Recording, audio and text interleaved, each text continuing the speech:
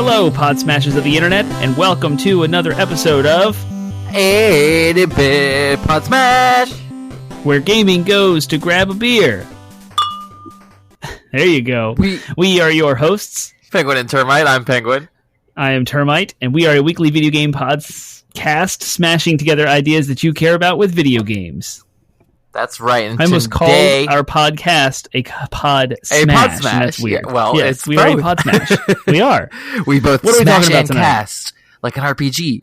It is by the time you guys are hearing this, it's not this date right now. Actually, right now it is a different notable date. It is 420.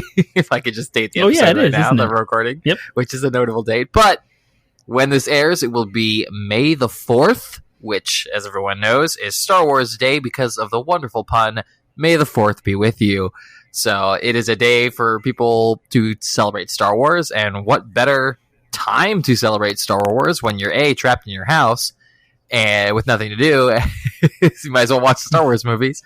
And B, we're at a point in time where the nonology of Star Wars movies is complete, and so we can talk about it. Is that what you call 9 movies in a row? Nonology? Yes, nonology, yeah. Nonology. Sounds like something in Mortal Kombat.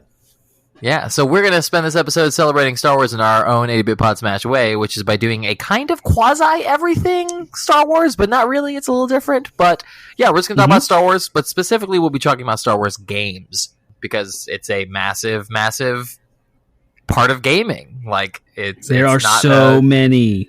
It's not a genre in and of itself, but it's made by multiple different developers, have their hands in it, but it is a massive chunk of the gaming world. There are people out there who only play Star Wars games, probably. Yep, and they have careers out of it. Why not, right? We could start a whole Twitch channel on just Star Wars games. There's so many. Yeah, it'd be nuts. So, playing through every Star Wars game. Wow, crazy. Okay, yes. Well then, before we get into our main topic, though, we are Where Gaming Goes to Grab a Beer. So, Termite, what are we drinking today? I am drinking bourbon, actually, so not a beer. Nice. Yes, I'm having some Elijah Craig in a Glencairn glass. I believe that's how you pronounce that. It is a little snifter for like Scotch, whiskey, or bourbon. It is absolutely incredible. It is like all of the flavors of bourbon that you would expect when you distill corn and you age it in an oak barrel that's been charred.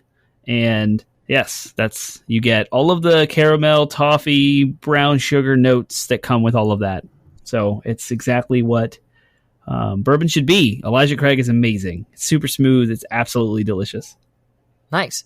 I am whittling my way through the rest of my Corona stash, but I decided to switch it up a little bit tonight, and we have these mandarins, like mandarin oranges. You just peel it off and then eat it. Yeah, so I took one and I just squeezed all the juice out of it, kind of like you would with a Blue Moon, except you do it with an orange. Anyways, it's good. It's got a little bit of mandarin juice in there. Switch it up from my normal lime oil that I put in there. And it definitely makes it taste more like a Blue Moon. So it's good. That's weird. Okay. Fruity. What's weird about it? Except for your preconceived notions as to what a Corona should be paired with. Yeah, I don't know. Because Blue Moon's a Belgian. It's a little thicker bodied. It already has like sweeter notes because the certain yeast that they use inside. It already has like a sweet that kind of goes with the orange, and they kind of complement each other. Whereas Corona is like not even in the same category of beer. I don't really know what it is. I think it's a Pilsner. It's a Mexican beer, I think. I don't know. But it all falls under lager or ale, and you can categorize, what it falls under. It's a Mexican lager. Oh, there you go. It's a lager. So it's not even in the same category as Blue Moon, which is an ale. Totally different brewing style, totally different types of yeast. And I don't know. That's why I said it was weird, adding an orange to a Corona. But it's, like you said, not that much different from a lime, right? Still citrus. You're still adding a fruit to a beer. Yeah. But yes, it seems weird to me. As long as you like it, you do you, boo. Don't worry about it. I do something different, yep. Yeah. All right, cool. I like it. Well, that is the point at which we stop talking about beer and start talking about news. I was like, how do I've started this. I've started this line of speaking, and now I don't know how to end it. So, yeah. Nice segue. We normally start our show talking about... Yeah, exactly. We normally start our show talking about just kind of updating you about things going on. So take it away, Termite. What's going on in the gaming industry? The big news, because the gaming industry is chugging along at coronavirus pace, there's not a whole lot of stuff happening. So, we had the big PS5 controller the controller reveal event before. That was awesome. But now we're kind of like just businessy things are happening. And with that, a guy we quote very often in our news stories, Jason Schreier, who used to work for Kotaku, now no longer does. And then he published, right as he was leaving, this awesome article focusing on Rockstar and how they're making changes in their culture and in their business model to allow for less crunch and actually a reactionary showing how Rockstar is reacting to the expose that he wrote when the game came out about how bad it was to work there and how crunch was an issue and kind of pro-union type workers' rights stuff. So anyway, the news, what I'm highlighting here is that Jason quit Kotaku. And it's not because Jason didn't like Kotaku. It's because of this massive conglomerate media company called GeoMedia that has a whole bunch of different websites under it, is very poorly managed. And there's articles out there about how they handled their life, their everyday work in that situation and how poor it was. And it led to Deadspin actually completely dissolving and everyone quitting. So Kotaku... What is Deadspin? Housed Jason Schreier. But yeah, Kotaku and Deadspin are next to each other. They're like sister-brother companies. And GeoMedia is the parent umbrella company that owns them both. What does Deadspin cover? Like, what is their niche? Deadspin did sports. They also did movie reviews, food articles, and some politics. They always had a media reporter at the helm. Her name was Laura Wagner, who was super sharp and not afraid of antagonizing things. Like, she was out there just getting it, like reporting truth. So she reported on GeoMedia, even though she was a Deadspin employee. So kind of like self-reflection, like self-critique. So she's critiquing the own company she works for. And in October of 2019, she wrote an article that exposed their culture that like wasn't afraid to cover the BS of their own company. So she wrote all about the BS of their company. And as a result, GeoMedia and Deadspin, the whole article was about them, how they drive out talent. The content of that article, what the critique was, they were driving out talent and driving out readers with egregious ads. So they had horrible, horrible ads placed everywhere, auto-playing videos, gaudy interruptions, infinite scrolls that take you to other websites. And it was just a bad website. And Deadspin was also reported to worked on a story about GeoMedia, included but not limited to driving out women and people of color. And I think you shared that article with me when that broke back in October, we talked about that's how GeoMedia was. Yep. So they exposed it, and GeoMedia didn't like it. So as punishment, GeoMedia and Jim Spanfeller drove out their editor-in-chief and told them to stick to sports only. So no longer movie reviews, food articles, and some politics. And it was an effort to try and stop these extra articles that were self-critiquing. It was like, you have to only write about sports from now on. So basically trying to hush it, stop it. You can't do this anymore. And Spanfeller, through his editorial director, Paul, mandated that sports were it, no more other stuff. Ran a ton of... So Deadspin, this is great. The employees of Deadspin, the people who are actually writing the articles, ran a ton of articles that had nothing to do with sports as like a quiet protest. Nice. Excuse me. Yeah, it was really funny. There was an interim editor of Deadspin at the time. His name was Barry. Spanfeller told Barry that he's fired, cursed him out. So very professional. And the next day, after all that stuff hit the fan, Deadspin, the entire staff quit. They're up and gone.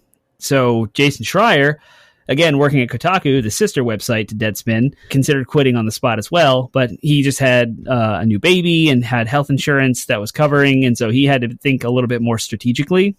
And that was back in October, November-ish of last year. So that's when he started his process to quit. And now he's done. He's gone.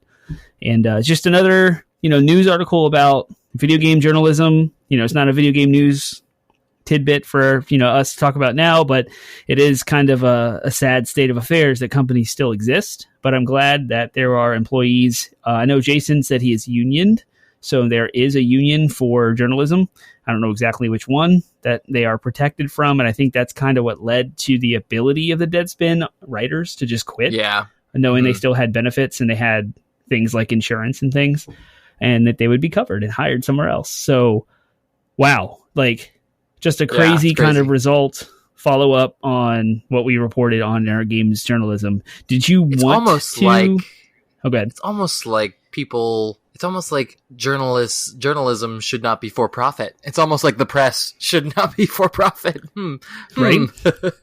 Yeah, and it brings up a whole bunch of questions about, like, how do you generate income? Because the entire internet hates ads. Like, no one likes ads on the planet, right? And that was how internet was funded in the 90s, in the early 2000s. Everything was ad-based. And Google exacerbated it because their entire ranking system with the search results was completely based on ads. And the reason they had a clean website and they were so good and clean was because they were completely supported by ads.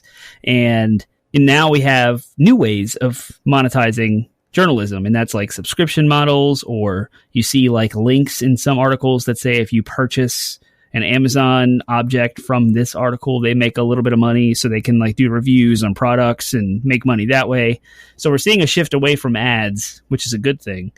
But so this whole news story can bring up questions of like, how should journalist websites make money? How should they monetize? Because they have to, right? I mean, it also, it brings up, yeah, and it's way more than just that, though. I mean, it just brings up all things like should a website be beholden to, like, I don't know, their corporate masters, if that makes sense? Should journalists be beholden? I mean, I don't know. I don't think anyone should be afraid to be fired because they are publishing the truth, especially in that industry. I don't know. Mm-hmm. Everyone should learn how to take criticism better. You know what I mean? Yeah. Like that should just, I my respect for that media company just, and therefore the properties they own, Kotaku and Deadspin included, just goes, you know, my respect goes completely down. I don't want to read them anymore if I know that all of their stuff is just going to be sanitized to appease their masters. It's just like, okay, right. Whatever. Like, and that's actually not the case. All this is showing that that's not the case. If you read Gizmodo, Jalapenic, Lifehacker, I think, Kotaku, they are all like part of this under GeoMedia, right? And they all hate. There's a 97% dissatisfaction with the CEO of GeoMedia, like across all of those sub websites. And with this kind of activity happening, it shows those websites are still credible, they're still valid, and they're not bucking to or yielding to the bad management of GeoMedia. So it's their relationship that is kind of falling out now. And it does affect people's lives because their jobs and livelihoods are on the line. But those websites are still trusted for now. Just crazy. You know, know what you're reading. That is a whole can of worms that could open us up to an entirely follow-up topic. So that's crazy goings on. As a segue, the only other piece of news I wanted to talk about, and it's a small thing, was did we talk about on the podcast about one of the last articles that Jason Schreier wrote for Kotaku was an expose on Gearbox and Randy Pitchford. Yeah, I was going to ask if you wanted to bring that up. We can briefly just talk about it, but not spend a lot of time on it. Sure. 2 or 3 minutes, but the basic premise is that Gearbox developers are paid less than the average of people, like less than the average of developers in their various lines of like experience and whatnot.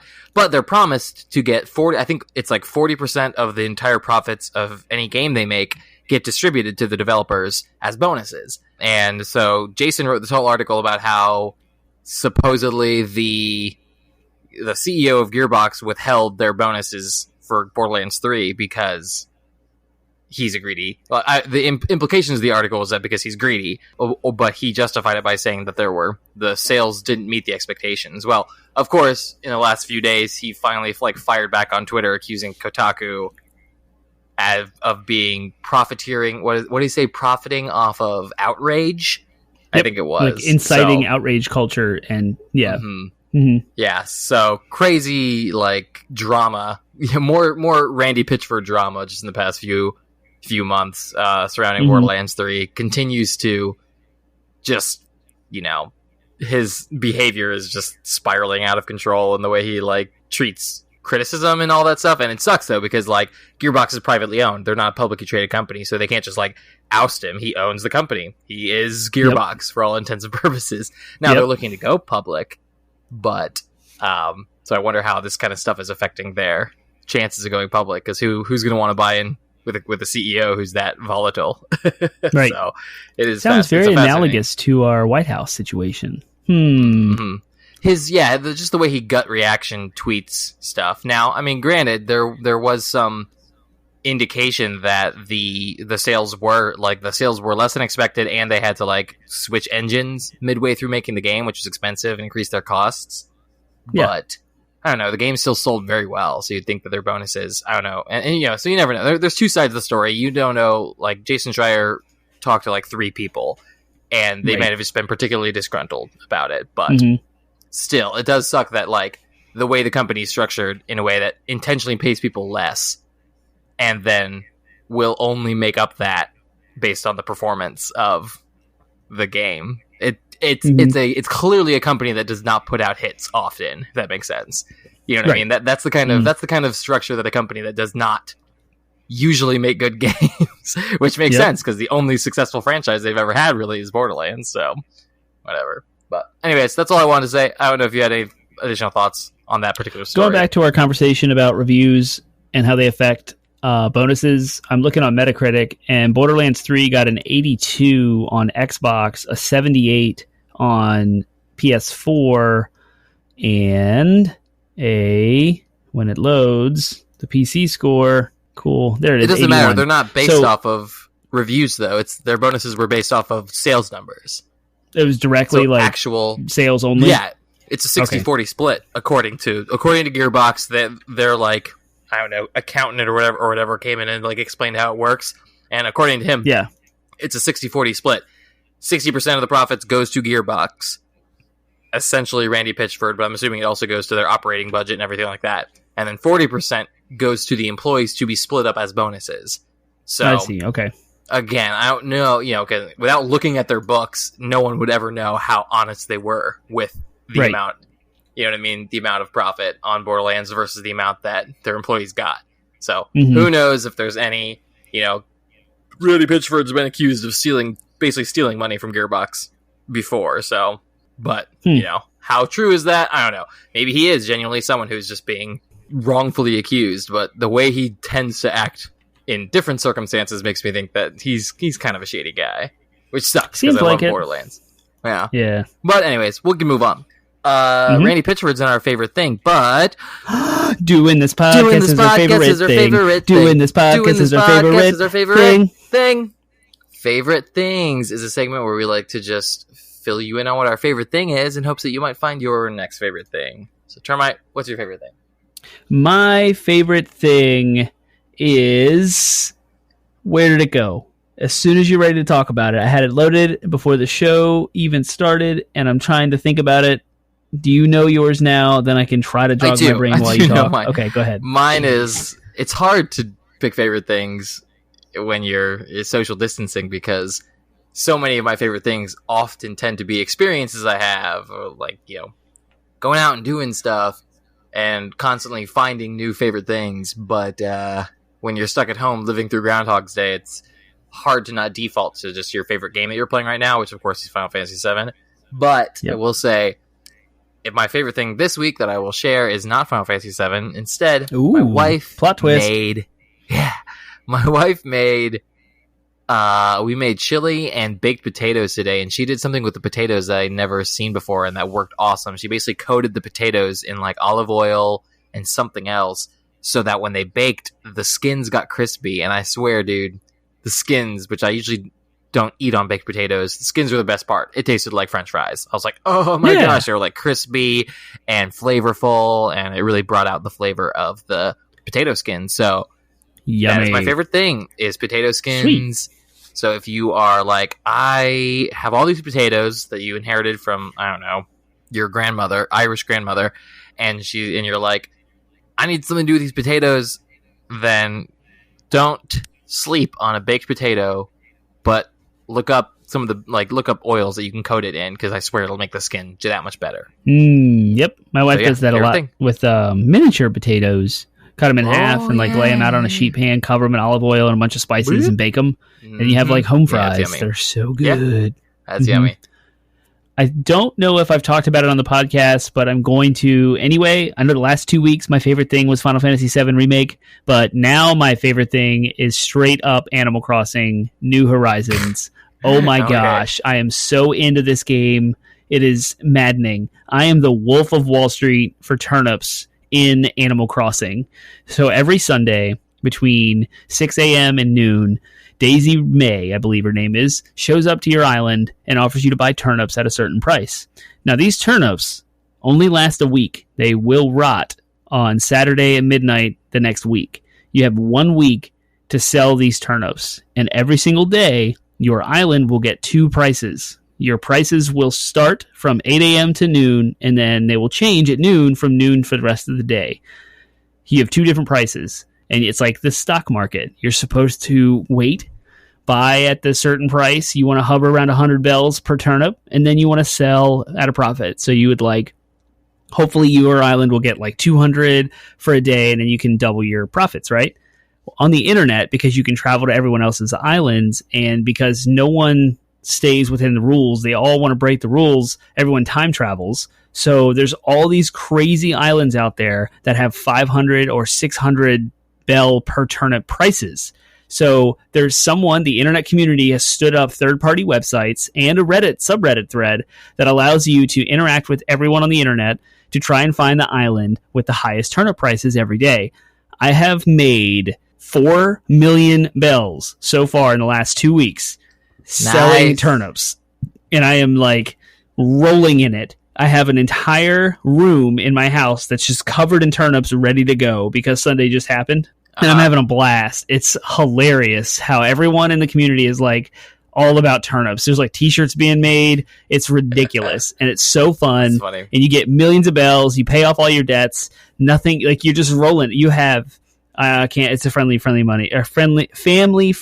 podcast, so I will not use certain terms, but yes, there's money everywhere. You're just I don't care. I'm going to buy it all. I'm going to pay off all of my debts. I'm going to put up bridges and stairs and everything. You just buy it all. You don't care. It's awesome. And I'm having a blast trying I'm actually taking the decorations of the house. Are you a billionaire yet? Seriously? Yeah. You mean billionaire? But with bells? Billionaire, yeah. Well, I would think of billionaire as a millionaire. In that case, yes, because I've made over 4 million bells. But am I a billionaire? Not even close. I think they're playing off of the billionaire. Well, then, yeah, I'm not. I'm not a billionaire if you're thinking of billions. But I am a billionaire. Okay, we don't have to keep saying billionaire. Millions. All right, Animal Crossing is your favorite thing then, yeah? Yes, it's absolutely incredible. I highly recommend it. The world needs this game. It should be covered by insurance. It's so relaxing. It just takes your brain off all the stress of the world. And yes, it is awesome. I highly recommend it. Well, I don't like how the game saves it to one Nintendo Switch. I think I know your justification is that's how it used to be on the GameCube, but it doesn't matter. The GameCube is like a 3-generation old console. Ancient. We've moved on, and there's no reason, technologically speaking, they couldn't allow multiple islands. I only say it because it genuinely prevents me from buying the game, because in your case, you don't have multiple people who necessarily would want to play in your house. I do. My wife and I think my wife would want to actually play that game, and I wouldn't want her to miss out on any of the experience because I played it first. You know what I mean? So, right. But then I don't want to lose out on the experience either because I spent $60 on the game. So it genuinely is preventing me from buying the game right now. Stupid Nintendo. Anyways, that's fine. You could just buy a second Switch, and then you could go play. And, why not? No. All right.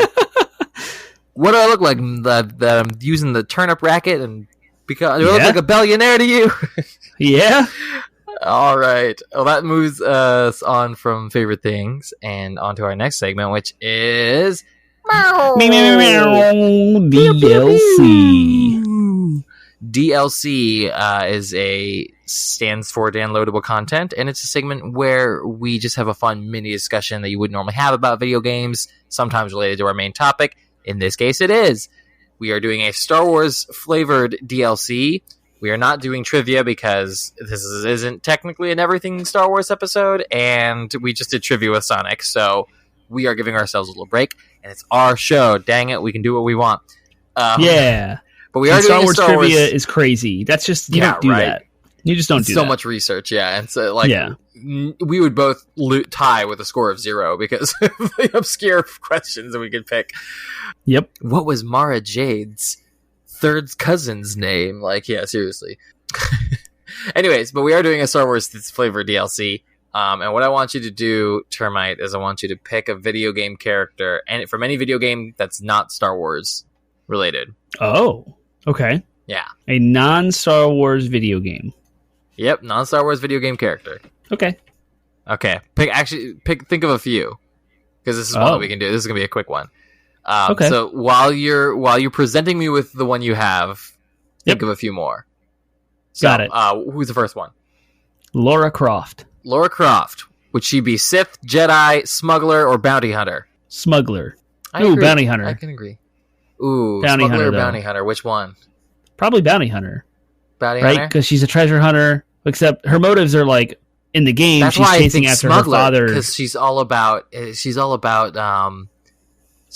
material.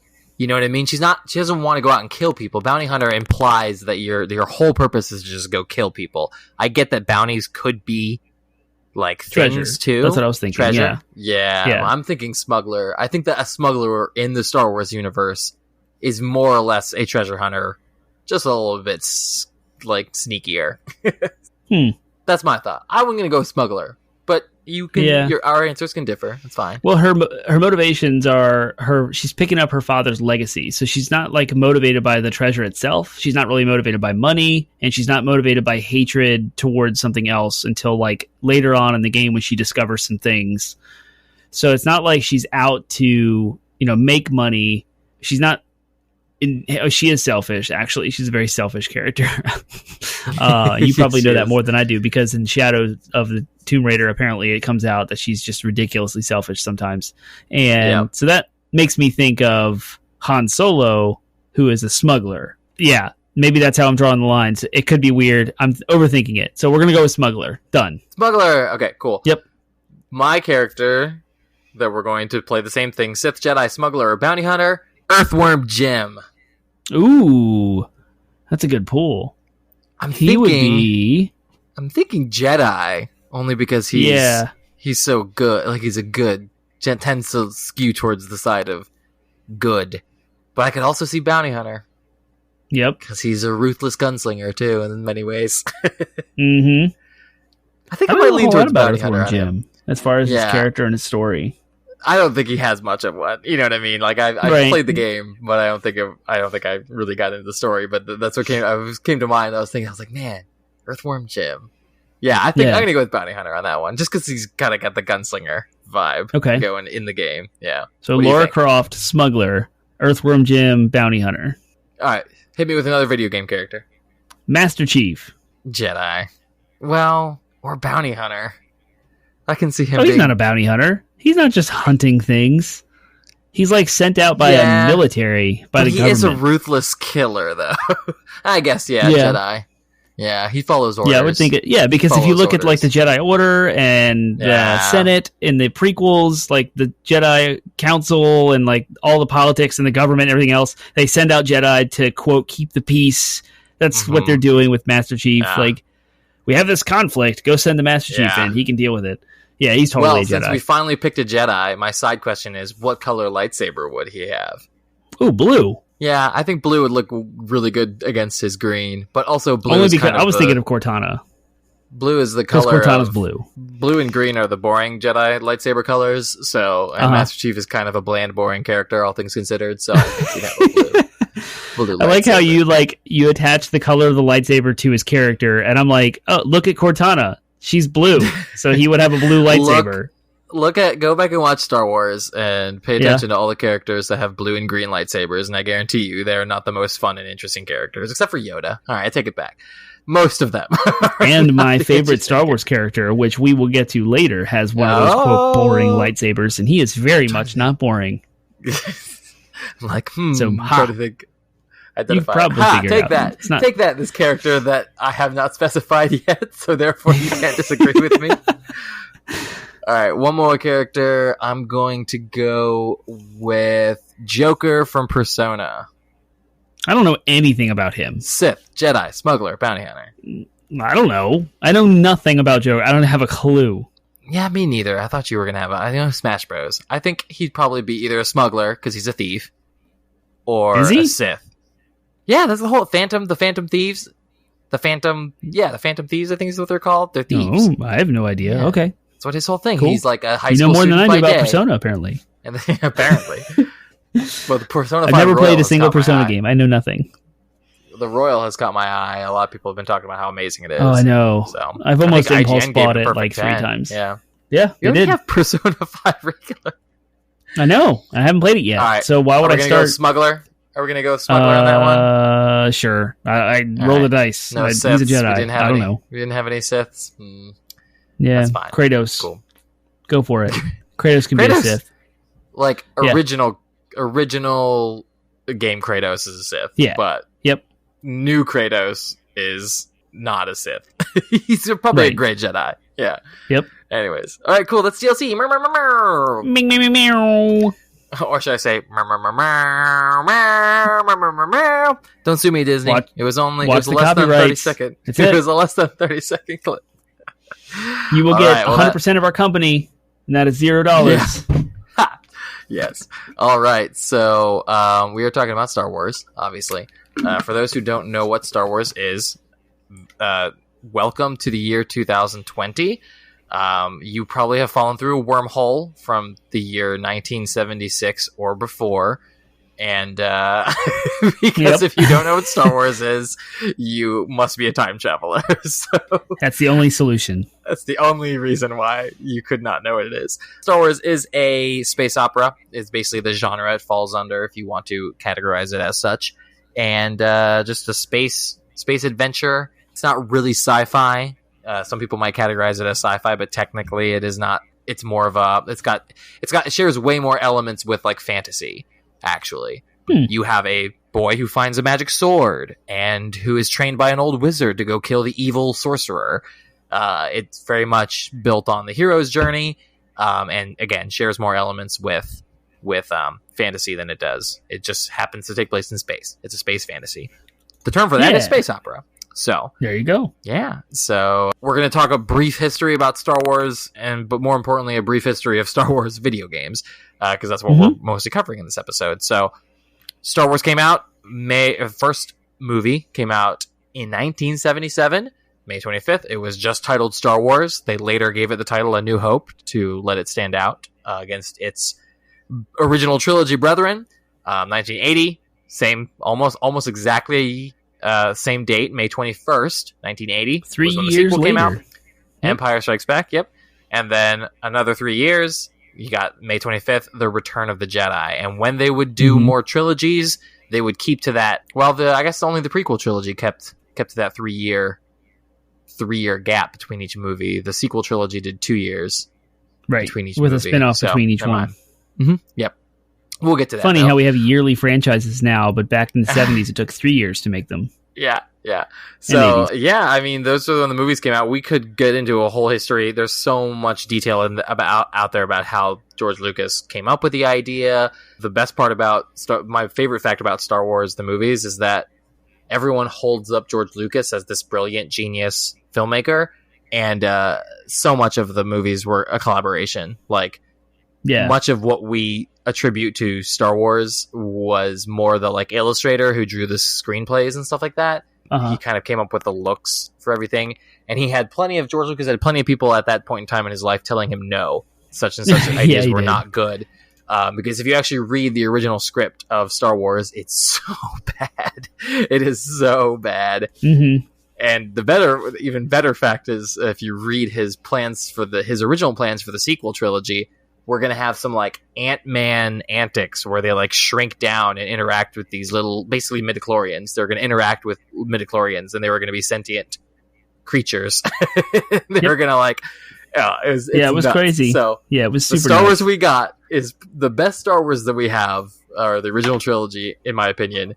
And they only happened because he had a good collaborative team. So those people don't get enough credit. The only other name you ever hear attached to Star Wars is John Williams because of his musical score. But, So in that date range of 1977, 1980, 1983, games happened. They did.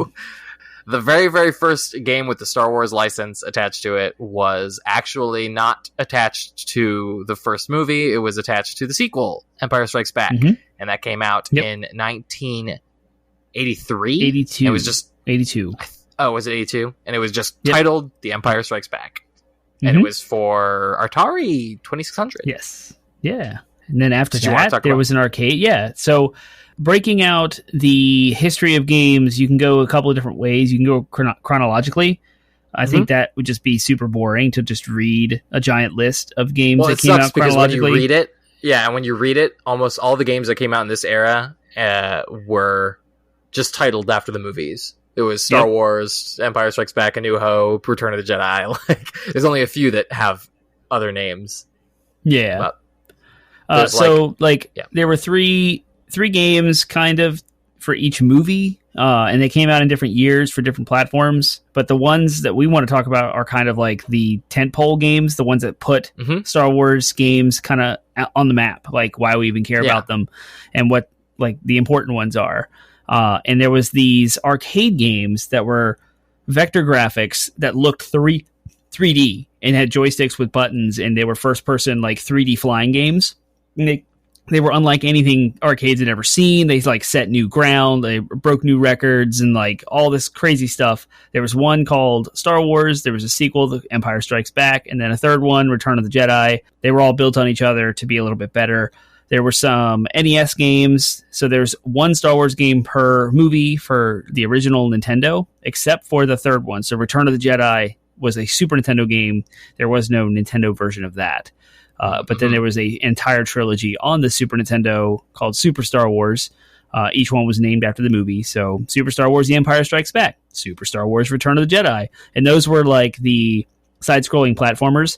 The interesting part about all of those, there was a Japanese version of Star Wars released on the Famicom that had a Japanese interpreted story that was not accurate to the movie, but it did expose the Japanese audience to Star Wars, in a different way. And it also set the precedent for like side-scrolling platforms. I mean, not entirely, not like Mario did, but it continued that side-scrolling platform generic. Everything was a side-scrolling platformer in that era, and Star Wars continued to do that. So, after the 1982 Atari game, things went nuts. And games were everywhere for everything. So this was all, of course, before it was all licensed. Star Wars was licensed out by Lucasfilm to make these games, but there was no LucasArts yet. That would happen in 1982 when George Lucas decided that he wanted to be involved in video game making as well with his Star Wars franchise. So he created Lucasfilm's games, which would later be rebranded as LucasArts. But because he had licensed out Star Wars to all these various video game makers to make the games that happened in the pre-LucasArts era, he would not reacquire the rights to make Star Wars games for Lucasfilm's games until 1993. So when he did finally... But the crazy thing is, we actually, I think we're going to need to eventually break out and do a LucasArts deep dive, because there are so many games that LucasArts made before, before they even got around to making Star Wars. And I did not know that until I started researching this. I was like, oh my gosh. I have some on my shelf, like Monkey Island. The whole Monkey Island series is LucasArts. Yeah. That's crazy. Yeah. So, when they were finally able to make Star Wars games, it was in 1993. They got the license back and they made X-Wing, Star Wars X-Wing, and then later that year they would release Rebel Assault as well. They were the first in-house games by LucasArts, this is why they're notable, and they would run on DOS, Macintosh, Linux, and PC, Microsoft, specifically Windows. So they were PC games, and they were space fighting simulators. I mean, anyone who's familiar with Star Wars knows that X-Wing is a model of ship. And, they were just space flying. I guess Rebel Assault was a rail shooter, wasn't it, actually? I had never played. I did mess with X-Wing versus TIE Fighter, which was like the sequel, the third game in that series. And that was a first-person space shooter. But Rebel Assault I never played, so I don't know. Yeah, I think X-Wing was a first-person space flight simulator. And then I think Rebel Assault was a rail shooter. Okay. So, yeah. So it would have been designed to be played in an arcade, but I don't think it was available in arcade. I think it was... So Rebel Assault, that's right, I read about this. Rebel Assault was considered... It was a CD-ROM only game, and it was considered a CD drive killer. Like the game would spin so fast or whatever that it would just wreck CD drives. So it's kind of funny. That is funny. Yep. So moving on into more different types of games, LucasArts would then they saw the success of Doom, and so they made the Jedi Knight series, which started with what was Dark Forces? Dark Forces, yeah, Dark Forces, and then Dark Forces 2 would add the Jedi Knight moniker onto it. So it was Jedi Knight Dark Forces 2, but it was actually a sequel to Dark Forces, and that series would then continue on to Jedi Outcast and Jedi Academy. Yep. So that series would run from 1995 to 2003 on multiple platforms: N64, GameCube, PC. Were they on PlayStation at any point, or were they? I don't think so. Actually, yeah, I don't think so either. Because I remember you can get a port now. Like Jedi Academy just dropped last week or something on PS4, and it was the first time on a PlayStation platform. So yeah. Interesting. Yeah. So yeah, that was from 1995 to 2003. Again, it was trying to be a Doom clone, but with a Star Wars flavor. And so far, all of those games that you've mentioned are all PC stuff. Mm-hmm. Oh yeah, and everything so then far. Then in 1996, Nintendo 64 came out, and LucasArts teamed with, I don't remember what developer, because they partnered with some different developers for everything. Star Wars Shadows of the Empire. Do you know if the book came first or the game came first? I don't know. I would venture to say the book probably came first, but here, because I'll look this it up story takes place. It starts with the Battle of Hoth in Shadows. Empire Strikes Back, and you actually follow a bounty hunter whose name escapes me at the moment. That starts the very second mission of the game. You see the Millennium Falcon escape Hoth as the rebel base is being attacked by the Empire, and you follow this bounty hunter through 64 graphics, open world kind of exploration platformer with pistols and different types of weapons. It was ridiculously difficult, but it was monumental because it had the first game was like Rogue Squadron. You played in a snowspeeder and you flew around and you did the TIE fighter. I'm sorry, not the TIE fighter, the AT-AT tow cable thing. You did that first. It was the first time we did that in a video game. And then the next level, you're jumping around as a person with a pistol, and then you get a jetpack and you can fly around, and it's third person view, and there's driving sequences, and so I have all these different types of games sandwiched into one, and the story was awesome. And that's what I said. I don't remember if the book came first or if the game came first, but it was so canon what I'm reading in Star Wars. I'm not sure, until Disney got it. I'm not sure which game or which came first, but the whole thing was conceived as a multimedia project. So they were we're going to make a book, a movie, a comic, and yeah, it was all meant to tie together. So the whole thing was, even if it doesn't matter which one came first, it was all meant to tie together in the first place. So it was one single project, which is crazy. Okay. So, and the movie never happened. Yep, the movie never happened. I don't know if it was ever meant to be a movie. It was meant to be a video game, novel, and comic. So the three things that were made were a novel, the comic book, a couple comic books, and the video game. So there's a fascinating deep dive into the technical specs of that game on Digital Foundry's YouTube page. I highly recommend if you're a nerd about this kind of stuff. It's 25-minute long video, and he breaks down all of the lighting effects and the rendering techniques, and it was monumental for its time, and definitely new for LucasArts as a development studio or a publisher, because I don't remember what developer studio made it, but yeah. So again, during that early LucasArts era, early to mid, I should say, LucasArts era, for the N64, on the N64 platform, they released Star Wars Episode 1 Racer, which was the first N64 game I owned. Really? So I'd gotten the N64, and my parents got me Star Wars Episode 1 Racer with it. So, loved it. One of the few racing games I actually enjoyed as a kid. But it cool. is what it is. It was a pod. You spoiled your next question. Oh yeah. Well, no, because I played other Star Wars games. This was the first one that I owned. Yeah. Gotcha. Okay. But yeah, it is what it is. It's a racing game with pod racers from Episode 1 from the Phantom Menace. So along that same line, before that came Rogue Squadron in 1998. And then Rogue Squadron 2, I think, would come out in 2003 and they would be the N64 and GameCube respectively. Another X-Wing space shooting, space battle game, but the difference was, I believe, that Rogue Squadron was the first time that it was third-person view perspective. Yeah. So it was so good. Oh my gosh, those games! Awesome. Oh yeah. I think we've talked about Rogue Squadron on the podcast before, so probably cool. So the next notable games from that era were in the early 2000s were Knights of the Old Republic, which we talked about a lot before. That was partnered BioWare of Mass Effect and Dragon Age and Anthem fame or infamy, respectively. But they partnered with LucasArts to make KOTOR, as people call it. And it was our turn-based RPG. It was like Final Fantasy, but with Star Wars. So that's kind of what. So you'll see as we get further into this list, you can see that LucasArts and Star Wars, like, there's not a game genre out there that they haven't had at least a presence in, an involvement in at some point. So just like there are Star Wars games of all flavors, all strokes for all folks out there, if you know what I mean. So KOTOR. And then the same year, in 2003, they would release the very first Star Wars MMO. They beat World of Warcraft to the punch with Star Wars Galaxies. Ooh, yeah, Star Wars Galaxies was fun. And I remember was not it fun? really knowing I've heard it was a flop.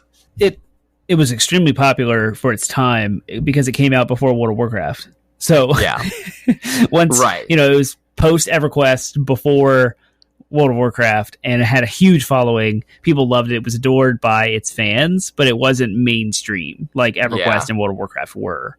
But it was one of the more popular niche, like more popular, I think, than Ultima was. More popular than Dark Age of Camelot. More popular than, Lineage 2 at the time. Those kind of games. But it was definitely one of those old grindy MMOs with shallow systems and I mean, definitely. And I played even World of Warcraft, I played it post World of Warcraft, and I was like, this is so archaic. I do not appreciate this. And so I never really got into it. Yep. The next year after that, 2004, would see Battlefront, which this version of Battlefront, this series of Battlefront games from 2004 to 2009 would be developed by Pandemic Studios. And they were, I don't really know how to describe them other than tactical FPS, strategic FPS maybe. Maybe they're just first-person shooters, I don't know. But they have the whole idea of, like, leading an army and it being on a battlefield. So I've never really played them, so I don't really know what they are. But I know they're very popular. Oh, you never played those games before? Oh, they were super fun. They were awesome. There was, like, you could go to first-person if you wanted. You could do third-person view. But it was essentially like a first-person shooter campaign, but with different viewpoints, however you wanted. And you could choose different classes, like Jedi, you could be droids, you could fly planes, and you could do multiplayer matches that were like Battlefield, like the EA like Battlefield game, with points to capture and stuff. Anyway, it was super, super fun. It was really good. Yep. And then they dipped their toes into the hack and slash ARPG market with the Force Unleashed series, where you played as Darth Vader's apprentice, which I forget his name off the top of my head. But so that'd be 2 games, 2008 and 2010. And that would kind of begin to be the beginning of the end for LucasArts. In 2012, they would be acquired, Lucasfilm would be acquired by Disney. So, as we all know, again, it's been kind of one of the major stories in the last decade. Disney would buy Lucasfilm and acquire the rights to everything Star Wars. Just everything, So there was a big question as to how they were going to handle the video game rights, because they owned the video game rights that were previously worked by LucasArts. And they transferred the rights from LucasArts to EA. And then did LucasArts dissolve at that point, or is LucasArts still out there? I don't think they're LucasArts dissolved in the transaction with Disney acquiring Lucasfilm and Star Wars licenses. That was separate from everything else. Like, they shut LucasArts, Disney shut LucasArts down. Gotcha. When EA acquired that license. I don't know the timing of it, but EA shut Pandemic down and dissolved it, but maintained the IP rights to Battlefront, which they used for the next games that you're about to talk about. Battlefront 1, as developed by DICE being the developers of Battlefield, not Star Wars related, but those are like modern combat, modern warfare type military shooters. Battlefield, that whole franchise, the developer DICE made Battlefront 1 and 2 under the EA moniker. And you've heard us talk about Battlefront 2, audience, ad nauseum, because of the microtransaction fiasco of what EA did to that license. was like it was like the first fiasco that we covered on the podcast, because that happened the year that we started the podcast. That's funny. Yeah, it did. Yeah, no, I don't have anything else to add. Battlefront 2 is just a reboot of Pandemic's game. So the Old Republic is a weird outlier because it was a game that technically came out under the LucasArts publishing wing. It was developed again by BioWare because it's their franchise, kind of. But now, because it's an MMO and it's ongoing, it is now technically running under EA as the publisher. So when you look it up, it'll say EA is the publisher of it. But it was actually still developed during the LucasArts era. But it was their second MMO, and it was seen as a little bit more successful than Galaxies. Yeah, I played that too. I leveled a Jedi all the way to max level, and it was polished. It was fast-paced. It was fun and innovative. I can't use that word. Yeah. And of course, being in a post-World of Warcraft world, all of the MMOs kind of took a different approach to mirror what World of Warcraft had started. So there's a lot of quality of life, like easy things like quest tracking and character builds that made sense with really good graphics and like good iconography and good UI and a fun story with dialogue choices kind of in light of the Knights of the Old Republic. So it was a successor to that, where you could kind of make choices and you had your faction of good and evil and your whole, moral scale, all that stuff kind of persisted. It was really good. I thoroughly enjoyed my time with the Old Republic. Yep. And then the last notable Star Wars game that we're going to talk about in the history is Jedi Fallen Order, which came out last year. Yeah. Published by EA, developed by Respawn Entertainment of Titanfall and Apex Legends fame. That's where we are. Parallel to all of this AAA gaming space, I mean, there's really only 3 games in the AAA space that has been developed by EA since the transition, and that's a point of contention amongst the fans with EA.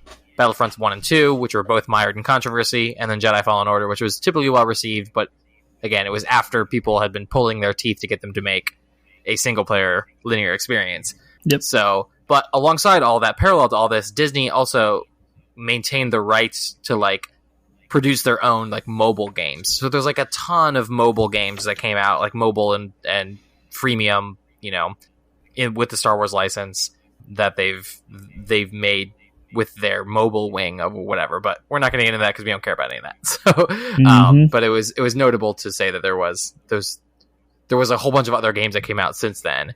But it was a whole different kind of game than what we tend to talk about here. So that's where we're going to end with the history and move on to our next question, which is, 55 minutes in. Yeah, that's a lot to cover. So if it feels like this podcast is moving at a breakneck pace, that's why. So, okay, cool. So I wanted to zoom back a little bit and talk a little bit about what are your first experiences with Star Wars as a franchise, and what was your first experience with the Star Wars game?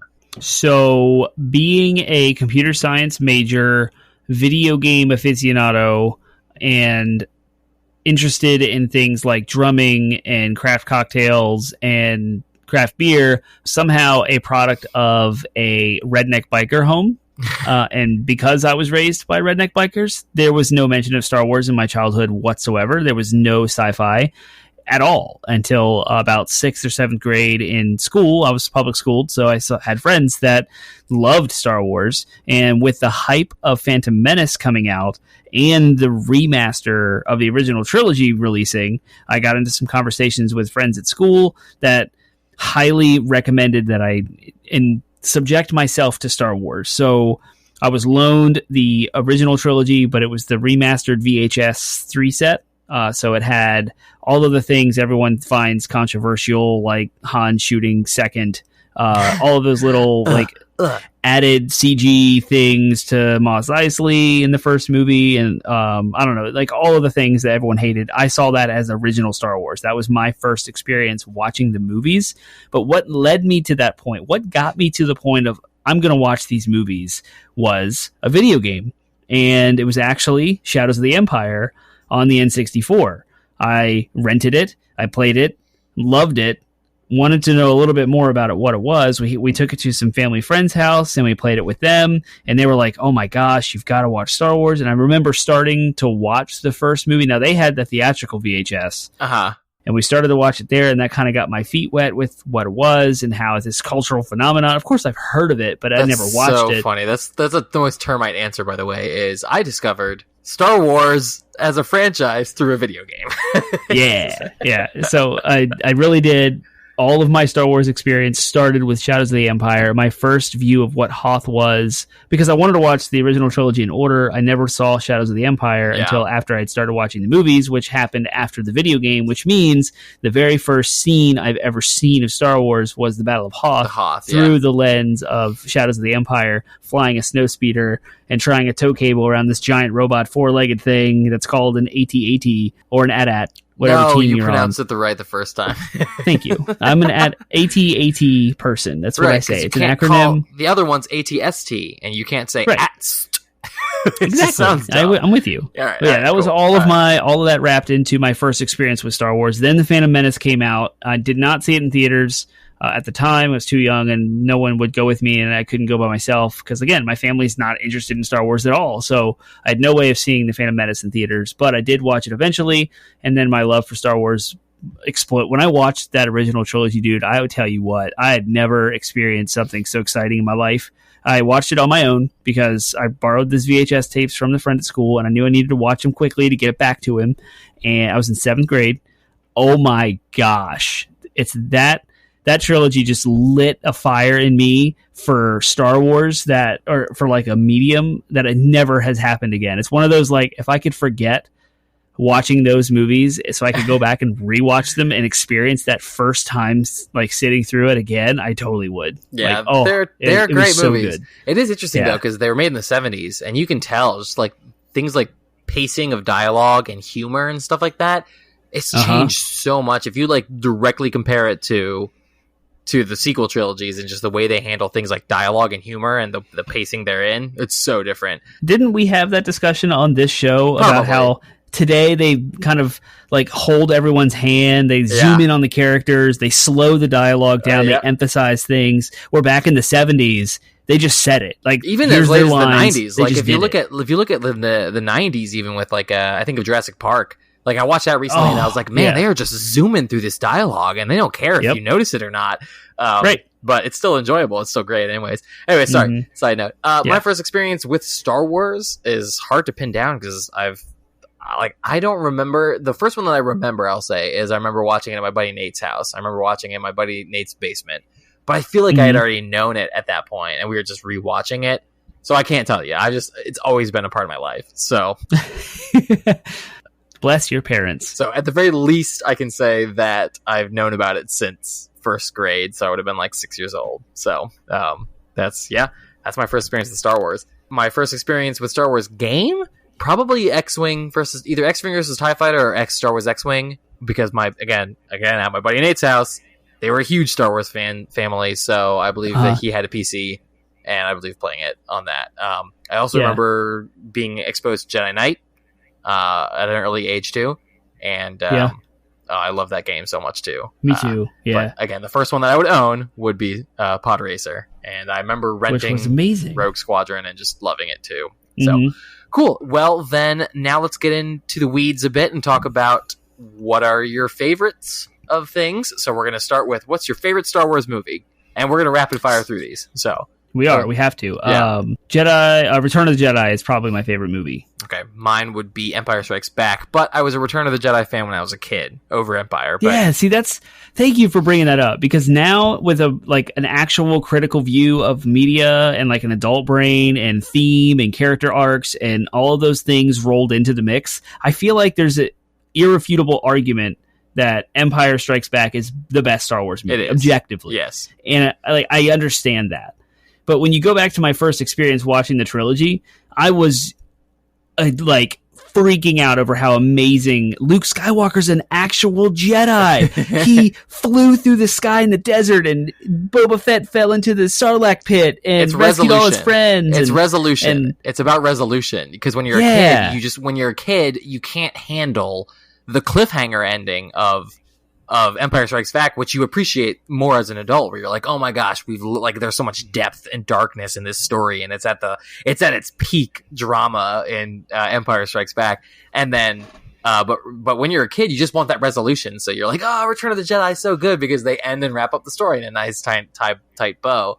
But yeah, sorry. Moving on. I understand I totally understand why Return would be your favorite, even though other people would scoff at that. But I do think Empire is still objectively better. But cool. Favorite Star Wars game? Favorite of all time? This is hard, and it's a toss-up. I'm going to have to give it a tie. It's a cop-out answer. I'm sorry. That's fine. But Rogue Squadron 2 for the GameCube blew my mind. Yeah. The graphics today still hold up. Like, I feel like I could just throw it in, and I wouldn't really know that I'm playing a 2002 video game. It looks like it came out last year. I don't understand what they did to make it look so good, but it does. And they matched the movie scenes like perfectly. They did a whole bunch of innovation. It was Factor 5 was the developer of that game. Absolutely incredible. And there hasn't been a Rogue Squadron like it since. But then Jedi Fallen Order came out, and for a modern me being in my 30s, what I was looking for in a AAA Star Wars game with Respawn Entertainment at the helm, like it just felt so good. It looked so good. There's the one quibble I have, and that's only because I'm a trophy hunter, was how stupid it was to navigate all of the maps. But I loved the story. I loved that it's canon. I loved all the environments, the music, everything just hit. Like subtle details, like the transitions from scene to scene matched the movies, where they would like slide one scene into another, and there was no break. There was no like black. There was black loading screens, but when it was in the middle of telling a story within a chapter, it would like do the Star Wars movie transitions, and it just felt so much like an original trilogy movie with its dialogue and its characters that I was just in. Like Jedi Fallen Order was so good. So that's my tie. It was Rogue Leader, and that was the sequel, Rogue Squadron 2 and Jedi Fallen Order. Yeah, Fallen Order was good. It definitely was probably the best Jedi-oriented game that we've had. I really love. I'm going to agree with you on Rogue Squadron. Rogue Squadron 2. I just like that game. Just like, and I'm not a huge fan typically of like flight combat games, but that game just like still, I think about it, I'm like, oh, I had so much fun with that game. It definitely is one of the standout games to me of all time, much less a Star Wars game. So I didn't know that about you. You know, the third Rogue Squadron game, not as good, but it had the entire second game in it as co-op, couch co-op.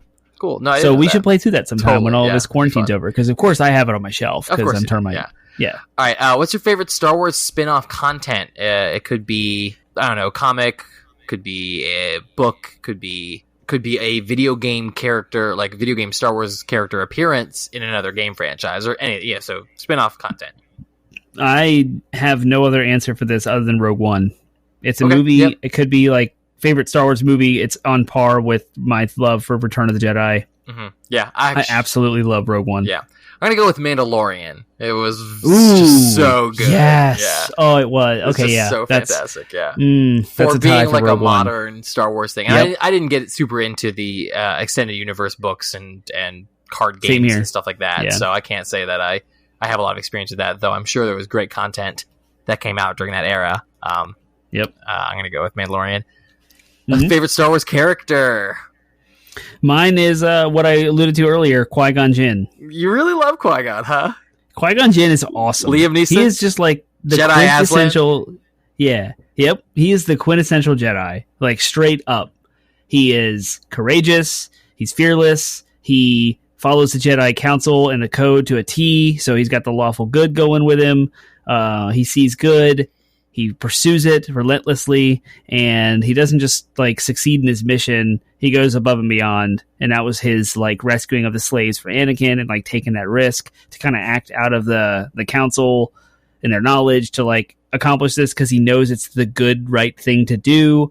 And then, I mean, his battle with Darth Maul is kind of, I wouldn't want to say self-sacrificial, but he charged after Darth Maul in a way that if you watch it again, like he could be like, I got this to Obi-Wan. Like Obi-Wan was his protege. He was trying to protect him, knowing he was going to grow up and go on and do cool things. And he just ran off and continued to fight Darth Maul relentlessly. And they had that team work. I don't know. Qui-Gon Jinn's Duel of awesome. the Fates was the Duel of the Fates scene with Qui-Gon, Obi-Wan, and Darth Maul was one of, if not the last great Star Wars duel, fight scene in any of the Star Wars lightsaber duel, I should say. I'm gonna go with oh gosh, so it's a toss up for me between Han Solo and I explain each one. It's going to be Han Solo, Yoda, and Darth Vader.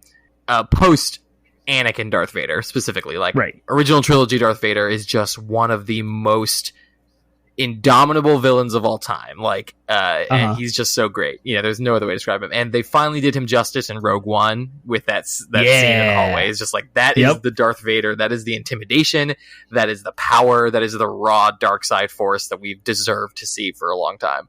Yep. So Vader's up there. Yoda is just specifically in Empire Strikes Back when you don't know what Yoda, like that Yoda is a Jedi Master. And he's just this like freaking Muppet that is just screwing with Luke Skywalker is so great. He's just one of the best. It is for that reason I tell everyone who's never seen Star Wars or has kids that haven't seen Star Wars that they need to subject their children to the Star Wars movies in the order they were released. Yes. For that moment absolutely. Right there. Yep. Like exactly. You cannot watch episode 1 because you will lose everything Empire Strikes Back did with Yoda. Yep, exactly. Yep. So I'm totally there with Yoda. And then, but Han Solo as an adult, I appreciate Harrison Ford's genius as Han Solo. There's no other way to put it. Like, Harrison Ford will go down as one of my favorite actors of all time because Han Solo is just one of the greatest characters that anyone has ever portrayed. He has a satisfying character journey. He is, he's that roguishly charming character that we all wish that we were and imagine ourselves to be in our best, finest moments. Like, when I am at my best, I am Han Solo. I've got that devilish smirk, you know what I mean? And he shot first. It's important because it's an important part of his character journey from being a scoundrel, from being a genuinely bad person to actually having growth by the end of the story to being a person who would sacrifice himself for the person he loves. Like, that's it's so important. So I love me some Han. Yeah. Cool. Favorite Star Wars cancellation. This could be a movie, but specifically we see it more often with video games. But what is a Star Wars project that was canceled that you wish had not been canceled? There was one developed by Visceral Studios that was shut down, and Amy Hennig was at the helm. And Amy Hennig wrote and did the Uncharted stories. And this game was supposed to be pretty much from its description what we got with Jedi Fallen Order, but earlier, and Amy Hennig at the head. And I really, really wish we could have got that game because it would have been something special. I think if you take elements of what Uncharted was and Star Wars, it would have been something awesome. Yeah. And I miss it. It's gone. I was going to say the Visceral Project as well, but I also, this isn't a cancellation in the strictest sense, but I'm sad that Lucas caved to fan pressure and changed what he was planning to do with the original trilogy, or sorry, the prequel trilogy. We don't know the exact contents of that. There's the whole Jar Jar theory, but we do know that he did change his plans. And I'm like, I wish he hadn't changed his plans. Because I think that if he had just stuck to his guns, I think we could have gotten a good story. Whether it included Darth Jar Jar or not, I think we still would have gotten a pretty good story. A better story than the one we got if he had just stuck to his plans. So, cool. What's your favorite kind of ship? This is Star Wars. A-Wing. Star Wars is defined by like two things, and it is lightsabers and the crazy space battles. So ships are a huge part of it. So what's your favorite ship? The A-Wing, which is actually a fighter, not a ship. Yeah. So I don't know if that answers it makes a ship satisfies your answer. Satisfies it. Yep. There's just something I love the color scheme, the red and white with the tight A-frame body, and it just is super fast. I remember loving it in Rogue Squadron. Like, you get to play as it, and it's a glass cannon, so it's just like super powerful, and then it dies really fast. But it's super agile. It makes really sharp turns, and it goes really fast. So I love the A-Wing. Yeah. I've always been a big fan of just the straight up Star Destroyer. I just love the design. It looks so imposing, intimidating. They're powerful. They're in freaking every Star Wars. So you always get a good look at them. It's just, they are the perfect for giving off that Empire vibe. I always love Star Destroyers. So, there was like a advanced version called, I think, the Sun Crusher in some of the extended universe stuff. That was also pretty cool, but it's not canon, so I'm not going to count it in this case. So, what's your favorite force power? If you could have one force power, what would it be? Ooh, that's a tough one. If you know yours, go ahead. I'm a flashy person, so I've always liked Force Lightning. But my favorite force power that I've ever gotten to like, a force power that surprised me that I liked because I wouldn't have necessarily paid attention to it, was in Jedi Outcast. I think it was Jedi Outcast. They had the multiplayer version, and I fell in love with Force Choke. Just the way they implemented it in that game was just awesome, because you just raise them up and then just like slam them to the ground. It was awesome. So did you ever play the Force Unleashed games? I started the first one, never got very far into it, but because they explore that too, where like you can force choke someone, and like a stormtrooper would like reach out in panic and grab their neighboring stormtrooper, and then you have two doing the exact same thing, and you could like fling them around. It was all physics, awesome. in a time when physics was fun, and they experimented with that. That's funny. Cool. I think I like, and I don't know whatever power it is the manipulation of pulling and pushing. And I lump them together because you can like grab objects from afar. Yeah, telekinesis essentially. Yep. Yeah, you can push people away. You can pull people. You can push and pull yourself. So kind of like force speed, which in video games is a separate power, but it really to me is the same. You're pushing yourself or you're pulling yourself towards something. I love that aspect of like in the middle of a fight. There's people shooting at you, and you're like manipulating the environment, like collapsing things around you and pushing things and pushing a path. Yeah. And you see a lot of that in the sequel trilogy. Yeah. Well, the Force very fluid. They've added like the whole like Force freeze thing. You see it in both the Force Awakens, the 7th Star Wars movie, and you see it in Jedi Fallen Order, where you can like freeze blaster bolts and freeze enemies. And that was just really fun. Like there was the whole achievement basically, or the trophy, where you had to like freeze the blaster bolt and then force pull stormtroopers into their own blaster bolts. That was fun. That was awesome. Mm-hmm. Yeah, cool. All right, and then last question: Sith or Jedi? That's your question. You put that there for a reason. Sith you wanted or a Jedi? Platform. What do you think I am? You're a Jedi. Lawful good. Yeah. I love Sith. Again, one of my favorite characters is Darth Vader. There are some good Jedi out there, but one of the tragically underexplored ideas in Star Wars is the idea that you can tell that the like foundation was there in the prequel trilogies. Lucas really wanted to explore the idea that the Jedi were a different kind of corrupt than the Sith, and he just didn't know how to execute on that vision well. But you can see shades of it there. You can see shades of the fact that the Jedi are ineffectual, that they're hyper focused on discipline and suppression, and that sort of like you must maintain zen and control your emotions and don't experience love, because that will lead to the dark side. That was a fallacy in and of itself. It wasn't that like monastery kind of monk, Eastern religion. There was inspiration on that, but you can still tell that Lucas is a Western writer, and he was like. There's a theory out there that the whole Qui-Gon's... There's a theory that, like, what would Anakin have looked like if he had been trained by Qui-Gon? Because it's interesting that you pulled Qui-Gon as your favorite character, because Qui-Gon, by all intents and purposes, was borderline gray Jedi.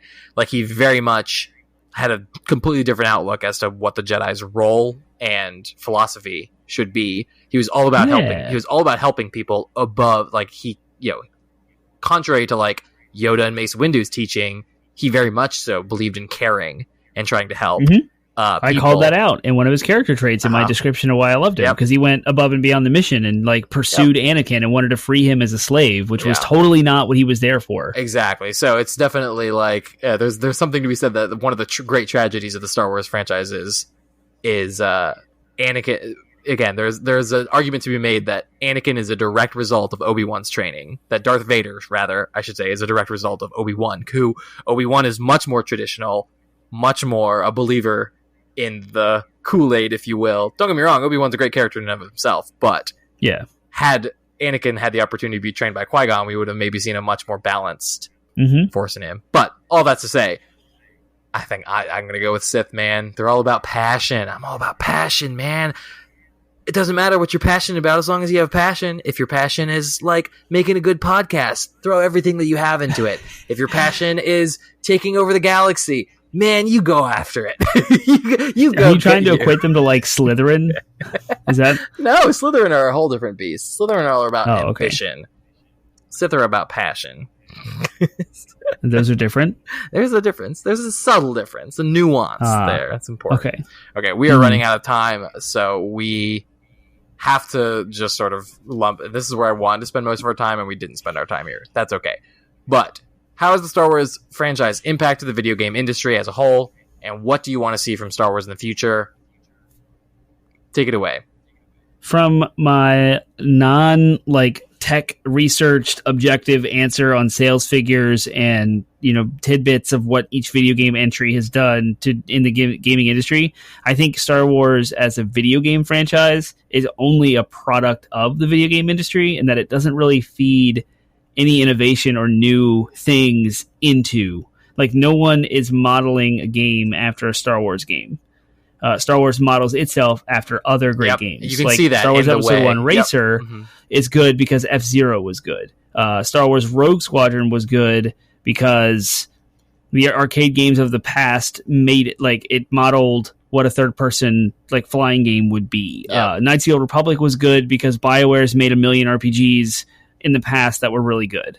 We don't see stuff go back and say, oh man, I'm a good platformer because I played Super Star Wars on the Super Nintendo. That never happens. Yeah. And so it's kind of backwards. The industry influences Star Wars games, not the other way around. Yeah. That said, I think Star Wars, one of the things that Star Wars as a franchise has brought to modern media is this idea of this just massive multimedia franchise. And, this idea that, no, this isn't just about, we're not just going, George Lucas did not seek to just create a movie. He sought to make, he made his fortune off of merchandising. And he's I'm making toys, I'm making books, I'm making comic books, I'm making games.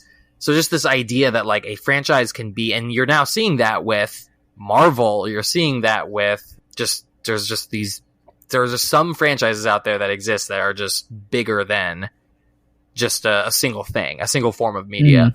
And so, again, it has, even though it hasn't necessarily driven innovation in and of itself, it has driven this idea of just make stuff, make it more than just a thing that you intended to make. So you see that with there's Mario merchandise out there. Mario is a franchise beyond. And we're seeing it now happen in reverse finally, where video game franchises that are successful are starting to dip their toes into movie content and stuff like that. So I think that you can draw a direct parallel to, or not parallel, but you can draw a line trace that back to Star Wars in a lot of ways. So I think that's one of the biggest impacts. Okay. Last question. We have 30 seconds for it. What do you want to see in the future from Star Wars games? Jedi Fallen Order 2. I want to get away from Jedi. We have spent so much for Jedi being this secretive order that has who's been driven to the brink of extinction. We've spent a lot of time with Jedis. I'll tell you what I want to see in the Star Wars. Thank you for that thought. Yeah. In the line of your thinking, I want to see Cyberpunk 2077, but Star Wars. Yes. And it has no Jedi in it. Yes. On Maybe Coruscant. someone talks about them once. Right. And that's They're it. talked about in hushed whispers or as spoken about as a myth. Take place on Coruscant between I want to see it because Coruscant had been around for a while and it got blown up in Force Awakens. So it'd have to be before. I want to see it during the Mandalorian era, post original trilogy, before the sequel trilogy, but it's just a sprawling metropolis of Coruscant where again Luke Skywalker is talked about as this mythical figure, but no one believes he's actually this Jedi with powers, you know what I mean? So that would be pretty cool. Yeah. That's what I want to see. Yeah, that'd be great. Yeah. Yeah, there was the Visceral game was not supposed, I think there was a game that was supposed to be, I think even there's been this cry from the fans to I want a good bounty hunter game. I want a good smuggler game. I think the Uncharted one was the Visceral one was supposed to be a smuggler, a Han Solo type. And they didn't want to do anything with Jedis, and that's part of the reason why they were shut down, is because they're well, this doesn't have Jedi in it, so we don't care. So I know I'm all about let's get away from the Jedi for a while, or let's if they do Jedi Fallen Order 2, I want you to let me play as the Night Sister character, and I want to play as a different kind of Force user, because the Force, it's been made clear in the canon that the Force is bigger than just the Jedi, and that there were other orders of Force users. And so I want to play with those. I want to see how different orders of Force users manipulate the Force. So and I want to actually play with that. So let me play as the Night Sister for at least part of the game. Yeah, I'm in. Cool. Awesome. Well, that's our episode. May the 4th be with you all. Go celebrate some Star Wars. Go load up an old game. You can tell us what you think about that game. And you can tell us at 80bitpodsmash.com, because that's our landing website that has links to all of our other websites. We are on Spotify, iTunes, iHeartRadio, Stitcher. We are on Google Play, iTunes. We're everywhere, except for where you haven't told us we're not existent yet. So let us know so we can put ourselves there. You can find us on social media platforms, Facebook, Instagram, Reddit, Twitter. We have our Wednesday evening streams. You can find us on twitch.tv/80bitpodsmash. And you can also email us, 80bitpodsmash@gmail.com. We have a Discord server. You can find that link to our server in all of our show notes and on our Facebook posts for each show. So hit us up. Let us know what your favorite Star Wars movies, games, spin-offs, characters, cancellations, ships, force powers, and if you're on Team Sith or Jedi, let us know what you think. Give us feedback. And if you're playing or watching a Star Wars thing on May 4th, let us know, because we want to do it too, and we want to do it with you. So let us know what you're watching or playing. Awesome. Well, we don't have an episode planned yet for next week, but we will have one ready to go by the time you listen, by the time it gets to your ears. So you won't miss a Monday. With Don't that worry. in mind, again, I wish you all May the 4th be with you. May the 4th be with you as well. See you next week.